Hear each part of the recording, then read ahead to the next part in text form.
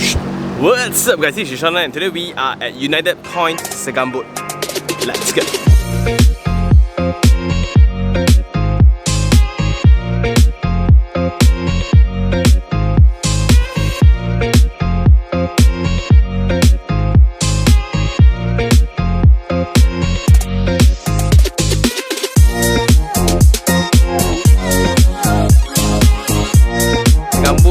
One street away from Mont Kiara, and this is located right next to the toll gate of Segambut. So when you take the Duke Highway and you exit out of Segambut, you can really see this building. So first of all, there's already downside to it, which means that the congestion, the noise. If you're in certain blocks, right, you get to everyday watch people pay toll lah. Being next to the highway, you have unsightful things, conditions like this. But the good thing is, once you come out, you are straight away connected to Duke Highway already. Part of the tour of Segambut, people will make a U-turn here and they will need to make a quick left in order to access to United Point. But the problem is people at this is going at full speed because they're going up to Duke Highway. So it's very dangerous. So we are now one of the main road of Segambut that connects Taman Sri Sina. So a little bit further you will reach Desa Park City from this side, Kepung as well. So on this side you will head on to Segambut as well as Mont Kiara, Dutamas. Yeah, so all of those are merely one street away. So this is the main level, right? And that's for the mall. So this is only residents parking only. So my main concern is if this mall were to be so popular, the access might be congested on this side. Although there's a separate access to the residents, but then yeah. Plus, next to the building also you have existing old buildings like this, right? Shop houses and things like that. So you have all these trucks and old buildings. Yeah, because it's all under the island. So it's like again no man's land, or they actually rent from TNB lah. Okay.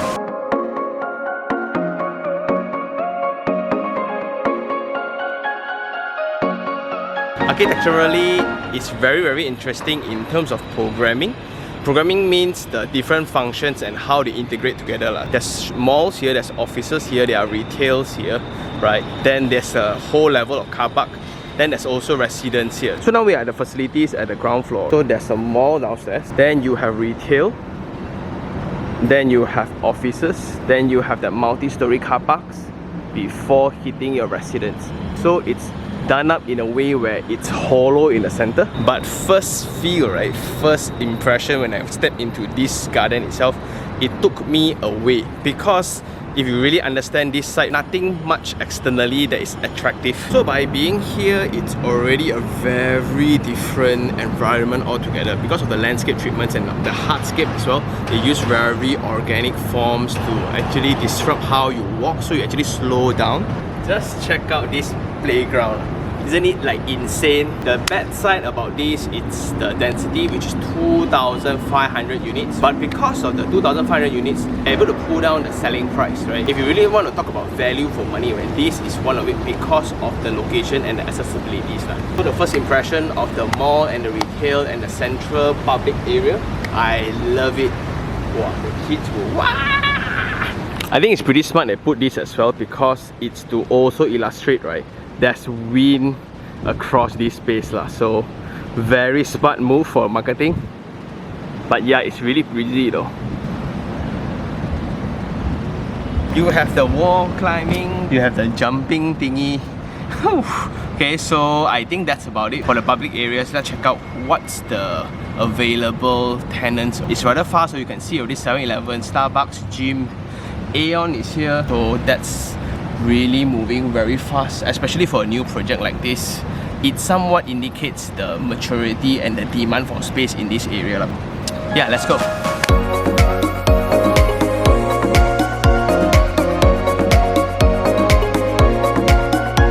Now we are at level 1 where all the offices are. Here the fitness center is open, the child facilities, learning centers are all open, salons are open, and check out the treatment. You got tempered glass handrail, and it really opens up towards this central facility.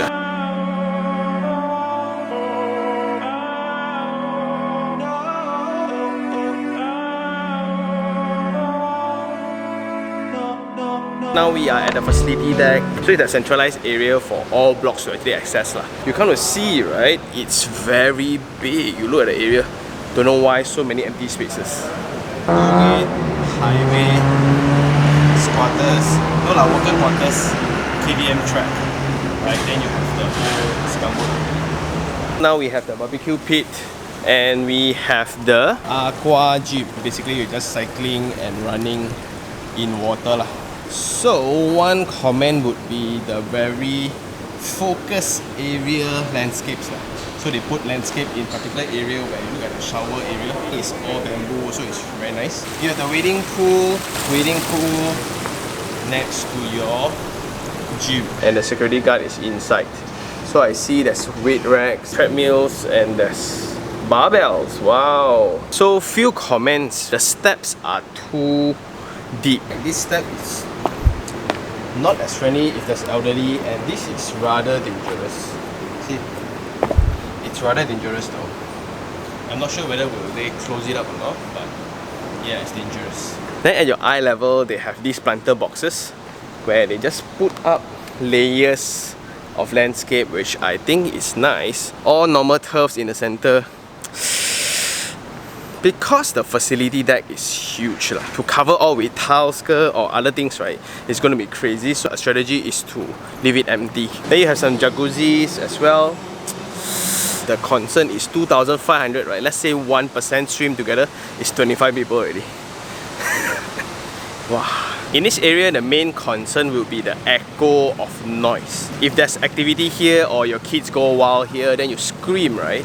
What's going to happen with these 3 towers secluding this central area? It's going to echo, but hopefully the landscape can somewhat absorb some of the noise. Generally, I think the facility deck is empty, especially those under the block is all empty spaces. A lot of empty spaces. In this floor, there's 24 units, okay?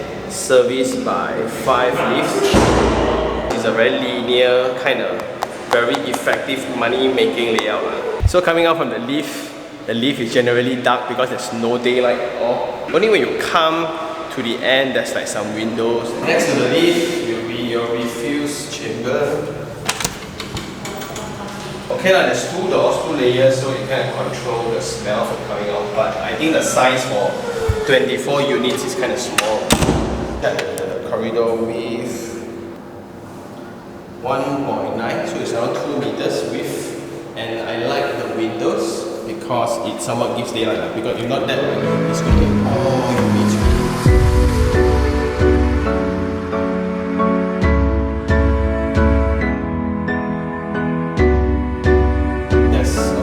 Which I like, but it's rather narrow. Going into the unit straight away, you have your dining, living, and tucked at the side will be your kitchen and yard.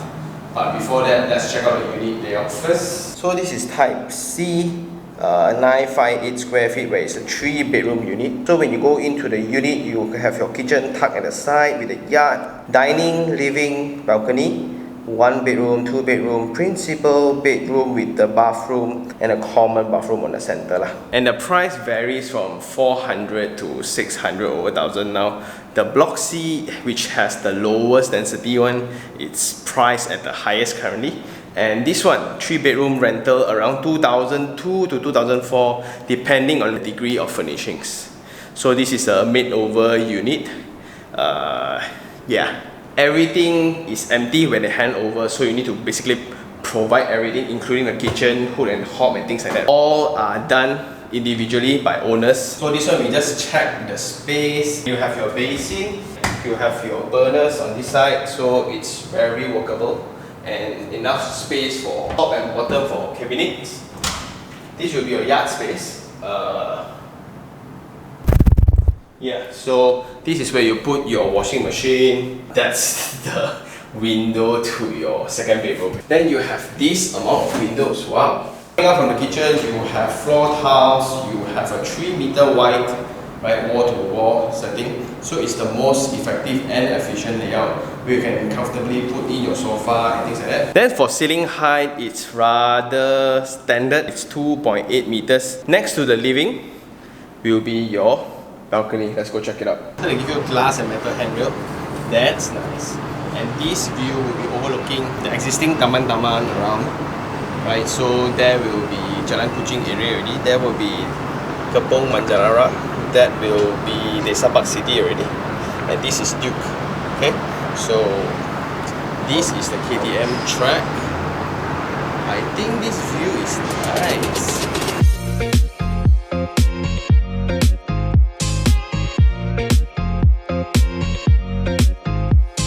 Coming up from the balcony, you have this 1 meter width corridor, and this will be the second bedroom. Your laminated timber, you have timber skirtings as well, with a small window facing the yard.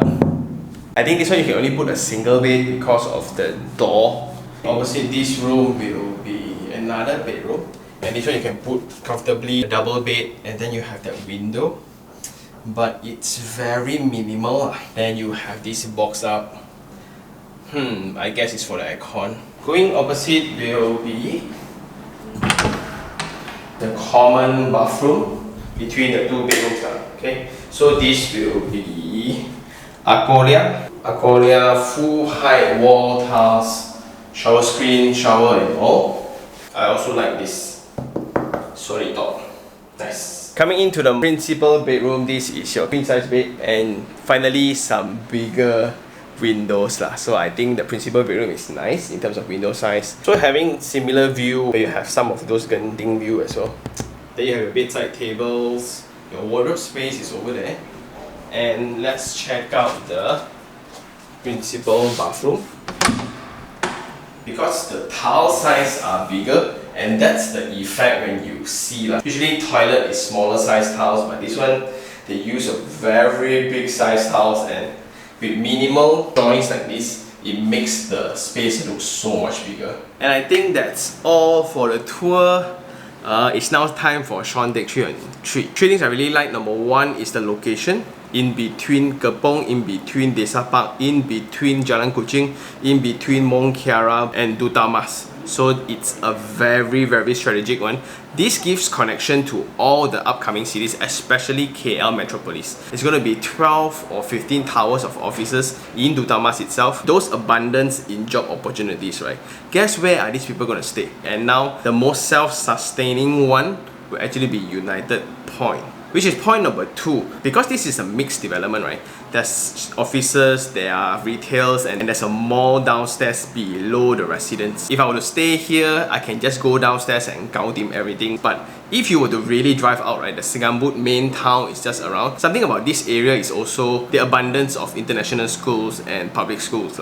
This is a very old address. There's a lot of neighborhood elements like schools, tuition centers, F&B outlets, and etc. and etc. The third point would be the entry price. The entry price is considered very affordable, where average is around 430,000 between all the blocks. That is a very competitive number, and it can only be achieved with certain character of land as well as number of units. So with that price, a lot of young families choose to move in. Also, if you were to rent out on this unit, right, the rental is also very healthy. Just that competition might be high lah.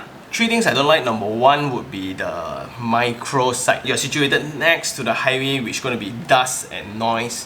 Then the accessibility is very difficult to access. Some even dangerous, especially on Tower C. And in that line as well, there's this pylon which is right across Duke Highway as well. Point number 2, definitely the density. 2,500 units.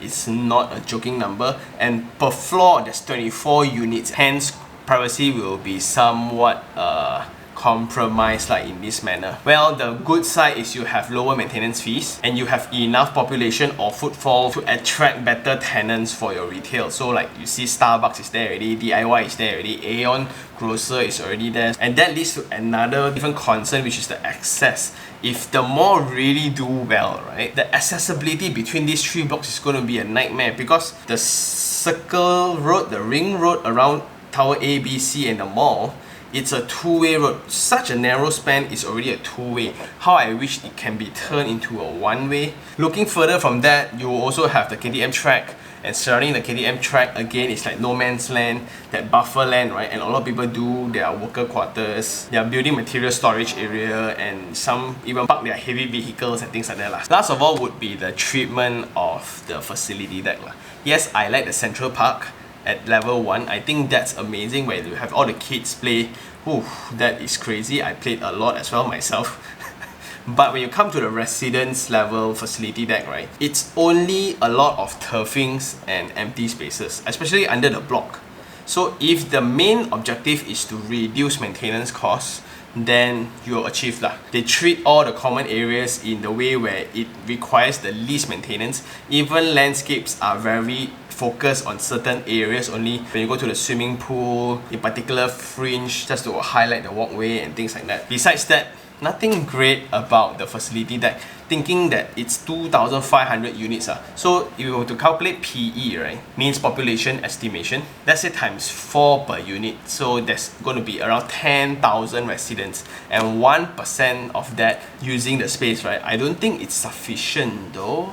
But that really contradicts with the common areas of the commercial areas. The corridors are very well done, but on the facility deck, then the small little details like the drain, right, why you don't cover, I personally almost tripped twice. So I think that's about it for this episode. Do I like this property? Yes. At this price range, in this location, a self-sustaining model, yes, I will compromise in terms of micro location elements as well as density. The rest I think is fine. So I think that's all. If you really like this episode, like it, share it, and even subscribe for more information like this. Until next time, this is Sean Tan. Ciao.